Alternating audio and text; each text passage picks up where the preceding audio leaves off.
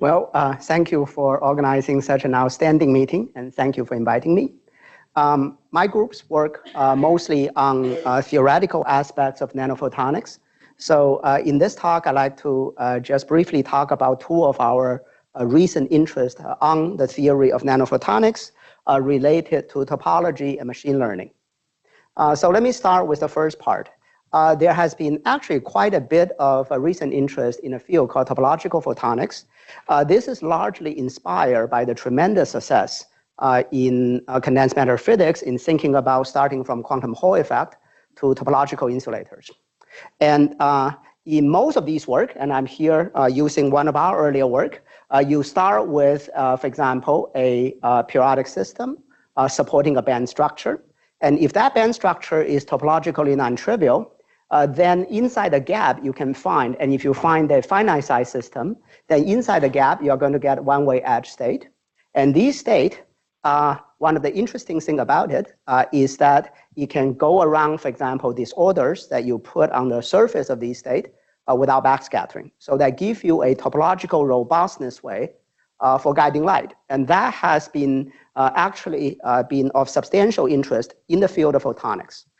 Now, this is not what I'm going to talk about. What we do is actually to take some of these concepts and further generalizing it. So if you look at the mathematics underlying the topological band structure, topological photonics, a band structure is essentially a map from the wave vector space into the Hamiltonian space. And the wave vector space in this case is a torus.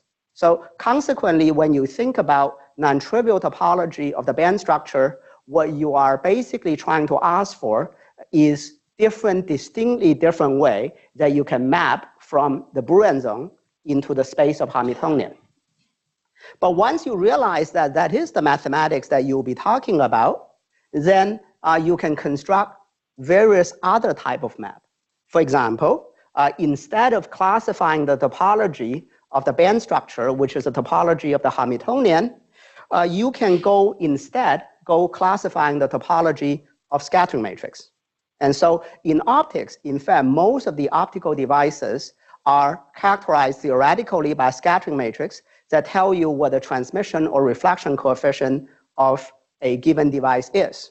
Now, if you look at the dependency of the scattering matrix as a function of parameter, for example, a two-dimensional wave vector space that's accessible by angle, then what we're going to argue is that these kind of scattering matrix, once you look at it in this way, will also have non-trivial topological feature.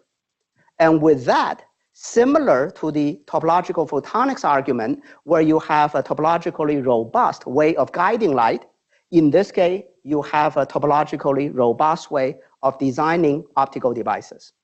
So a little bit of mathematics, a simple one, before I get into the main example. When we look at transmission and reflection coefficient, those are complex numbers. So one way to graphically represent a complex number is to know that a complex number consists of the real and imaginary part, and therefore a complex number can be represented by a two-dimensional real vector. So consequently, if you want to visualize the topological feature of a complex number distribution on a two-dimensional space, you can plot these vector plot. What you do is you basically take the complex number for each of them represent in terms of a two-dimensional vector. So this configuration here that I show here is one of the configurations that's topologically non-trivial. This actually looks like a charge at the center. As you can see, all the vectors is pointing out radially. And the way to see non-trivial topology is if you go around, if you follow my laser pointer and go around, then the vector, the directional vector, exactly go around the circle once. And that gives you an index of +1. The other aspect about this mathematics is at the center here. So you can see the amplitude of field by necessity has to vanish if you have a non-trivial topological index, simply because at that point, the vector wouldn't know which direction they need to be pointing at. So the only value that it can take is 0. So, so that's hopefully enough of abstract mathematics after your lunch. So now let me talk about an example of applying these kind of mathematical thinking in trying to come up something that's useful. And so in particular, a simple example, I'm going to talk about control of polarization, which certainly is one of the most basic thing in optical manipulation. So one task that people commonly encounter is to do complete polarization conversion. So if you send in an X polarized light, you want to get a Y polarized light that's coming out. This is not a hard thing to do. You take an anisotropic medium, which have 2 indexes difference. You propagate along the axis. You'll be able to rotate the polarization. But the conventional way to do that typically require fairly bulky structure because the index difference typically is not that large. So in these days, instead, people are thinking about doing matter surfaces. One of the organizer, also Professor Jonathan Fan here, had done very beautiful work on in this area. So in this case, you can take a sub-wavelength thickness thin film and also achieve complete polarization conversion. Now, these typically rely upon resonance behavior that's narrowband, and also in order to achieve what you want, require very detailed structure tuning. So with that as a background, what I like to show is how the idea of topology actually can be used in this kind of design. And so here I'll be considering a relatively simple nanophotonic structure. This is just a thin film, thin dielectric film, for example, a thin silicon film, the sub-wavelength thickness, and we would just put in a periodic array of air holes to form what's called a photonic crystal. And we choose the periodicity here to be sub-wavelengths, so that if you have a plane wave that's coming in, as it's being reflected, there's no other diffraction channel. So all the reflection is specular. And we also assume a back mirror. And if you ignore all the loss, then you have complete intensity reflection. So the reflectivity, the magnitude of the reflectivity, summing up both polarization has to go to unity. In this case, if you have the light that's coming in that's away from any of the symmetry axes, then the system is characterized by a 2x2 reflection matrix. And the diagonal matrix element here, for example, RSS here, is if you send in an S polarized light, how much amplitude remain in the S polarization. And so therefore, if it goes to 0, that implies complete polarization conversion. So in this case, what we will be doing is to look at the reflection coefficient in this as a function of wave vector in plane. In other words, as a function of kx and ky, and this can be simply controlled by changing the direction of the incident light. So in other words, we would be looking at the complex field in terms of reflection coefficient in a 2-dimensional plane. Now, as I've argued in the mathematical background, this may naturally support topological singularity. And this is indeed the case. So if you plot this S to S reflection coefficient, you plot the intensity as a function of in-plane wave vector, what you indeed see are isolated 0 in the momentum space. And that isolated 0, moreover, persists over wide range of frequencies, which is one of the first indication that this kind of effect actually has a topology in origin. And to really see the topology, you can take the complex reflection coefficient and plot them in terms of a 2-dimensional vector plot, real vector plot, and the 0 here, which is correspond to this point. And if you look around the vector around the 0, you indeed see the winding of it with a topological charge for this guy of +1. So in other words, what we see here is in fact that if you examine the reflection coefficient as a function of angle dependency, you see topologically robust phenomena. There's another way to see the generality of this kind of effect. So in this system, when you have a photonic crystal slab, you could plot out the band structure, and the band structure above the light line can radiate it out. So in this case, the polarization conversion effect is simply having a light that's coming in, excite one of the state, and then this state radiated out. So in this case, the polarization preserving reflection coefficient will go to 0 when the radiation rate of the resonance to the S and P polarization are equal. And that is the critical coupling condition. And if you analyze the symmetry of these states, what you see, for example, a gamma point, it has a full symmetry of the lattice. And if you along the gamma X direction, which is here, it has a mirror symmetry this way. And if along the gamma M direction, it has a mirror symmetry along the 1,1 direction. So consequently, in this case, if you look at the decay rate to the S polarization, is going to vanish along the 1,0 direction. And the decay rate is going to vanish along the 1,1 direction for the P polarization. So again, by a geometric argument, you can convince yourself that on the band structure plane, there's always a line here where these two rates will be equal, and therefore that guarantees you a complete polarization conversion. One of the interesting aspects is that at normal direction, there are states that sits in the continuum but does not radiate outside. There's something called bound state in the continuum. And by this argument, we see that these kind of complete polarization conversion curve always goes through the bound state in continuum. So up to this point, I've shown you that some of the effect about the polarization conversion actually have a deep connection to the topology of a two-dimensional space. Next, what I'm going to show is another polarization manipulation task, and this is trying to generate arbitrary polarization. So the task here is, suppose you take an X polarized light, you send it into a device, and you tune some of the parameter of the device. What you hope to accomplish is by this tuning of the parameter, you can generate any polarization. So since the polarization space, which is described what's called a Poincare sphere, is a two-dimensional surface, if you actually want to do this arbitrary polarization generation, to get to a two-dimensional surface, you need at least two tuning parameters, and that's just by counting.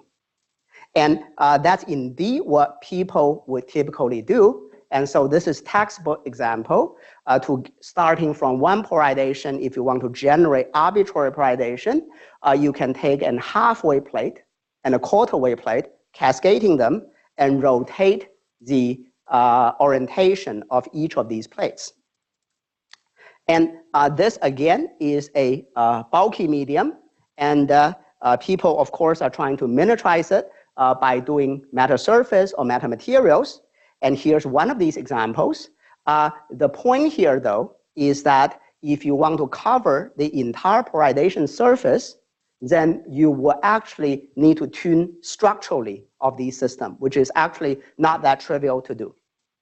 So with this as a background, now coming back to the structures that I've been talking about, and what I would like to show is that if you take the structure that we have been talking about, where you take the light and incident upon the structure. Now, if you keep the incident polarization fixed, but you allow the angle of incidence to vary. So all you do is change the angle of incidence.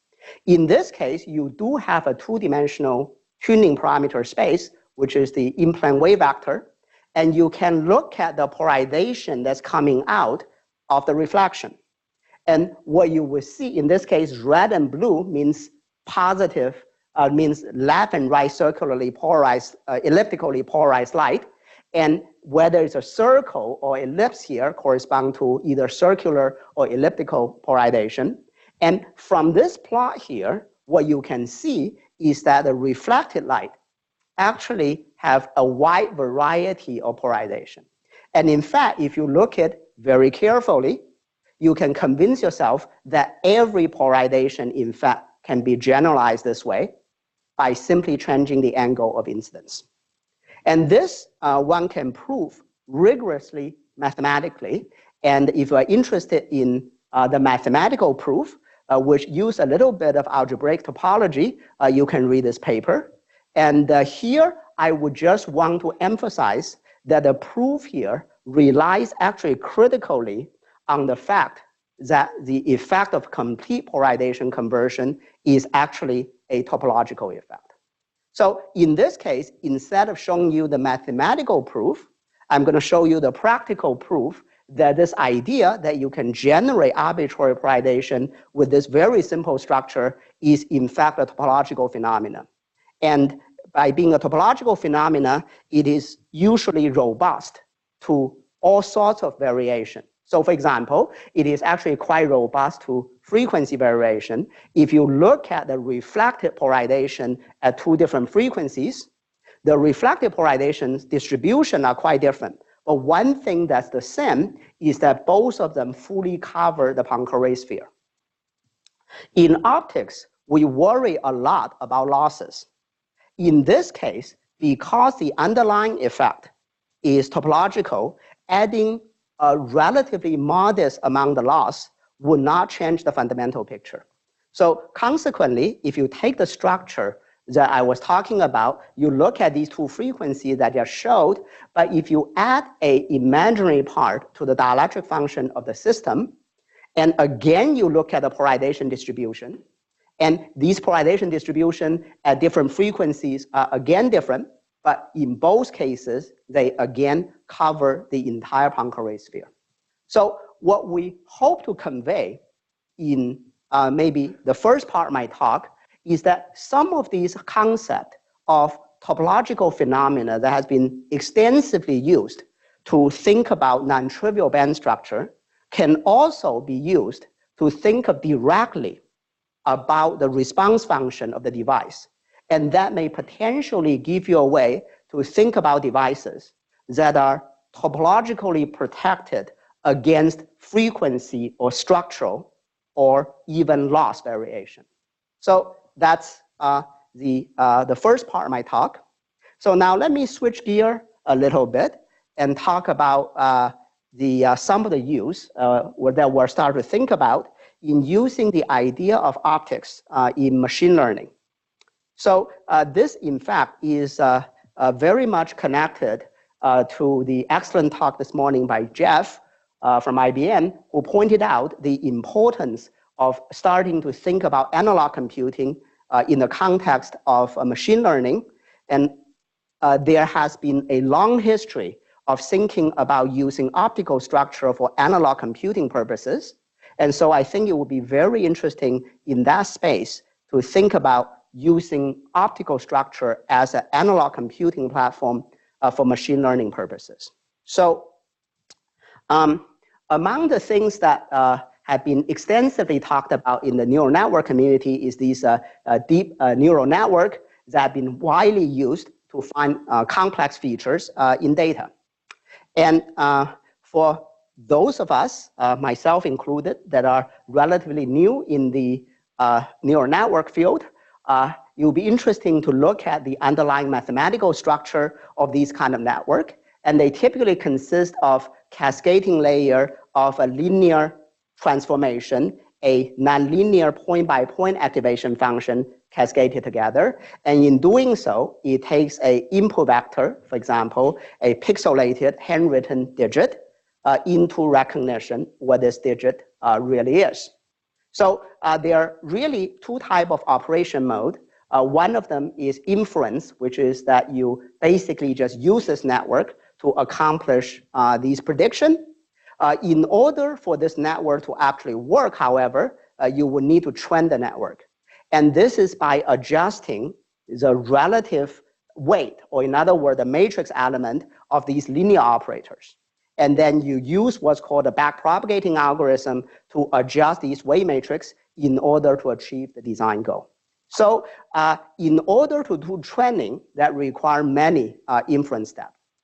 So if you look at the computational cost of both in inference and in training, the significant part of the computational cost is to perform matrix vector multiplication. And so one of the interesting points in optics, which is almost trivial, is that a matrix vector multiplication in optics can be done passively and in parallel using optical components. you in fact take any standard linear optical devices, the relation between input and output is a matrix. So the output is a matrix times the input. And this is done completely in parallel and with no additional power input other than the power inside the optical signal. So consequently, it is actually quite interesting to think about whether one could use this inherent point about optics fruitfully in the context of neural network. So one way to implement a matrix vector multiplication, which has been quite popular, is the use of a Mach-Zehnder interferometer. So this, you imagine a bunch of waveguides, each of them carry a signal coming in, and each of the Mach-Zehnder interferometer consists of a beam splitter and a tunable phase shifter.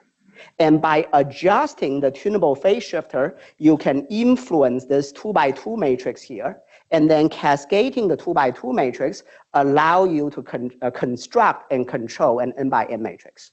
And therefore, this naturally implement a n by n matrix. And so what you can imagine then is a architecture where you cascade the Mach-Zehnder interferometer with a nonlinear point-by-point nonlinear activation function and repeat. So this, for inference, you would basically just run this forward by sending light forward. But for the training, you would need to have a tunable element, and this is done by adjusting the dielectric function of the tunable phase shifter. So there's a very nice paper, and this is coming out of Dirk England and Marin Soliace's group at MIT, which partially implemented this idea. So, they constructed some of these Mach-Zehnder interferometer mesh and cascade that with a electronic detection and nonlinearity layer in order to do voice recognition. So it's a very interesting proof of principle demonstration. In their construction, the inference task is done optically.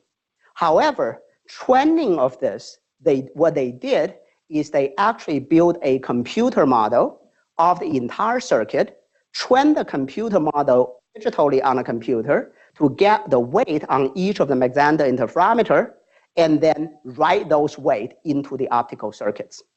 So there are a number of issues about doing so, other than the fact that it's not a pure optical circuit in that sense, is the fact that if you actually build a computer model for a device, and we do a lot of those things because we're actually a theory group, what you would typically find is that many of these computer models are not directly corresponding very well to the device. So if you train the system based on computer model, it's not entirely obvious that this is going to work once you implement it. So from that perspective, it would certainly be useful to figure out a way to do the training, not in a computer model, but directly in the optical domain. In other words, if you build an optical network, it would be great if you can train the optical network directly. And so now this comes back to the standard way of training such a deep neural network, and this is the backpropagating algorithm, which essentially is very close to the adjoint variable method that people have been doing to do optical design. But essentially, it consists of propagating the information forward in the inference step, generate the error signal, and then backpropagate the error signal through the network, and from there, then compute the gradient of the cost function with respect to the weight of the matrix layer by layer. So the backpropagation of this can in fact be done physically, and this is what we're trying to do. So what you can imagine, instead of doing this of computer, since the backpropagation step is simply sending something backwards through the network, you can imagine generating the backpropagation error in the optical domain, then propagate the backpropagate the error signal through. So, but then the need is to find a way after the forward and backward propagation to measure physically what the gradient of the cost function with respect to the weight of the matrix should be.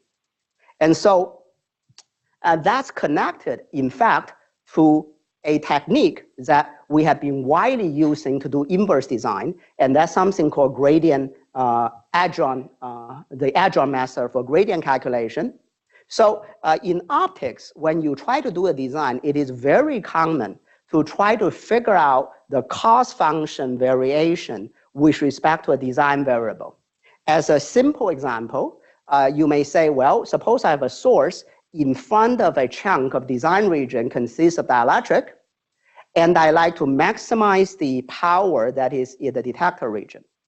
And I want to compute the cost function, which is the power of the detector, with respect to every single design parameter of the system. There's a very nice algorithm that allows you to do this with respect to arbitrary number of design parameter with only 2 simulations. So what you do is you put a source here in your usual simulation, calculate the field distribution. Then you do what's called the adjoint calculation, where you put the source of the detector and again generate the field distribution. Once you have that, you can look at the overlap integral of the forward and the adjoint field on any of the points that you care about the design parameter to figure out the sensitivity. So the important point here is that in this case, all you need to figure out the sensitivity and therefore the gradient of the loss function are simply 2 field variables that you can generate. And in particular, the gradient here is related to the beating of these 2 fields. So consequently, you can imagine an interference experiment where you send in the original field as well as the time reversal of the adjoint field. And if you do that, then the interference term here, if you can read it off in the intensity measurement, we're going to be proportional to the gradient. So this gives rise to a in situ technique in order to generate the gradient required to train the neural network. And you do that in a layer by layer fashion and consists of 3 steps. In the first step, like the typical inference, you propagate the signal forward, you do a phase coherent measurement of the output signal. From there, you can generate basically the error function, and then you take the adjoint source and backpropagate. So that's the backpropagation step. Once you have these 2, then you measure again the outgoing fields here, and then you send both of these fields in. And then you look at the intensity at each of the phase shifter. And in doing so, the intensity function at each of the phase shifter allow you to directly read off what the gradient of the neural network is with respect to the dielectric function at each of these points. So in other words, this is a way to physically implement the backpropagating algorithm in an analog fashion as a way to directly compute the gradient that is required in order to train an optical neural network. And here is a numerical demonstration of it. Now, the theoretical idea that we're talking about, in fact, rely upon the fact that a Mach-Zehnder mesh is lossless and has no back reflection. On the other hand, of course, if you actually simulate any of these structures, you will see substantial loss as well as back reflection. So therefore, this simulation actually is kind of interesting. On the top here is the exact sensitivity calculation with the adjoint variable method that you can do. And on the bottom is what we do, this protocol of forward and backward propagation. And what you see is that these 2 matches quite well, in spite of the fact that the actual circuit that we simulate does not exactly satisfy the condition of being lossless or having no back reflection. So in other words, what we show in this simulation is that this kind of in situ backpropagating algorithm is actually quite robust to some of the underlying non-ideality in these systems. So here I show you a simple training example where we take a few layers of these optical neural network and to perform a basic machine learning task. And this is to try to generate a boundary between the red dots and the blue dots. And Using this in situ backpropagating algorithm that we're talking about, I can.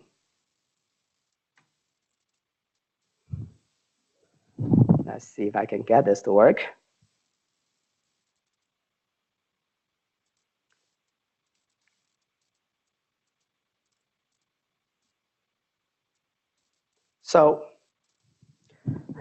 And this is simply making a gradient descent to figure out where the boundaries are. And there are a number of interesting things about it. One of them is that, of course, it works. You can see that it generates a fairly smooth boundary between these two areas without substantial additional fitting. The other one is, which is always somewhat interesting, is that the machine actually decided to generate the big circle first, because that's the most productive way to minimize the error function. And then afterwards, it actually start to generate a small circle in order to further minimize it, which is really kind of interesting to see. So, how do I?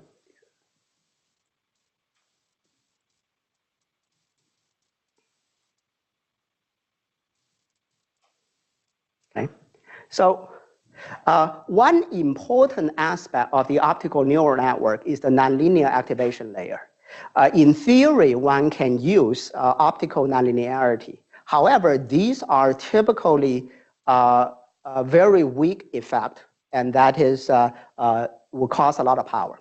So instead, one of the things that we've been exploring is to use electro-optic activation.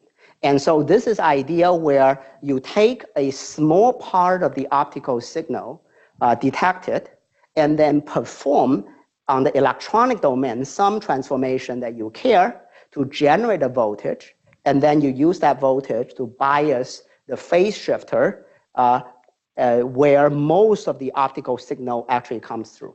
And in doing so, one could actually simulate large nonlinearity with a wide variety of forms that's important for machine learning tasks. And with the current gigahertz scale speed detectors and modulator, this actually has no speed penalty. So this is a architecture that actually we are collaborating with a startup company in trying to do experimental demonstration. So in the last couple minutes of my talk, I like to talk about a slightly different machine learning task, and that is to use a recurrent neural network. And this is a neural network that's been widely used to learn something about the time sequence. And the important point here is that in a recurrent neural network, one feed the time-dependent signal into a network in a time-discrete way. So you don't feed the entire waveform at the same time, you feed it at different times.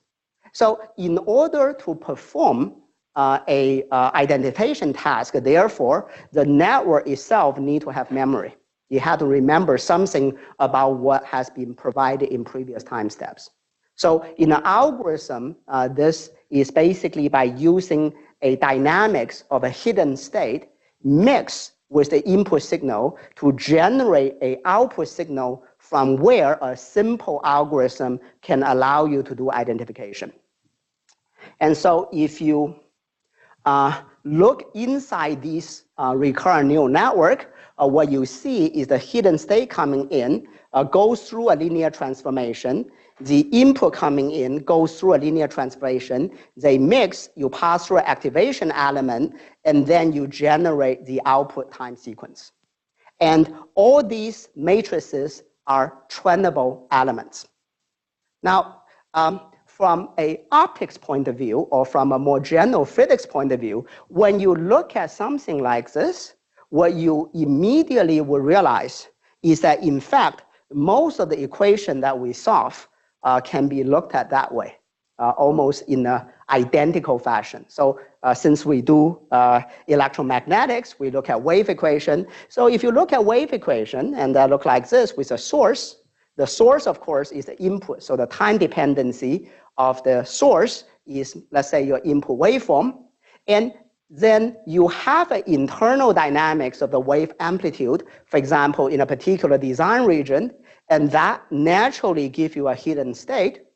And if you can control the structure inside the design region, for example, by control the refractive index distribution in this region, then naturally you get a trainable parameter. So in doing so, the point is that you can take a passive optical or acoustic structure and look at it as a recurrent neural network and therefore train it as a recurrent neural network. So here is a simple example where the task that we set out is that we have a source located here, and we'll input it with 3 vowels, different vowels, and then we put a region in between. Here in the green region, the wave vector velocity distribution in there we're going to train.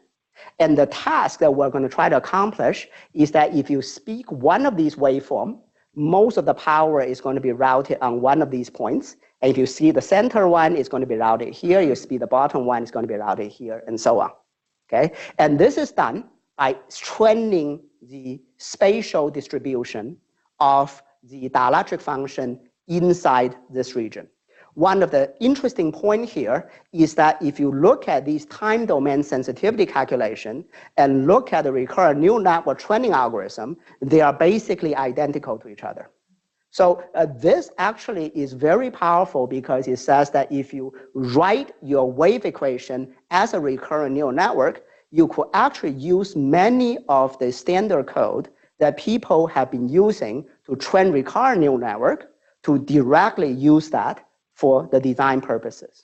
So in this case, we train to create a wave velocity distribution that eventually looks something like this. And depending on the waveform that you send in, the power is routed basically to 3 different stops with a very, very small crosstalk. And in fact, the performance of this, you can compare that to a standard recurrent neural network constructed to train for the same task. And the degree of freedom that's required is actually very similar in these 2 systems. So with that, I think let me briefly summarize the talk. I hope to give a flavor of some of our current interest in thinking about nanophotonic theory, in particular in thinking about its connection to topology on the fundamental side. And on the practical side, I think there's certainly very interesting opportunity in thinking about analog computing with optics in the context of machine learning with the aim of achieving speed and improvement and the power reduction. So with that, let me stop and thank you for your attention.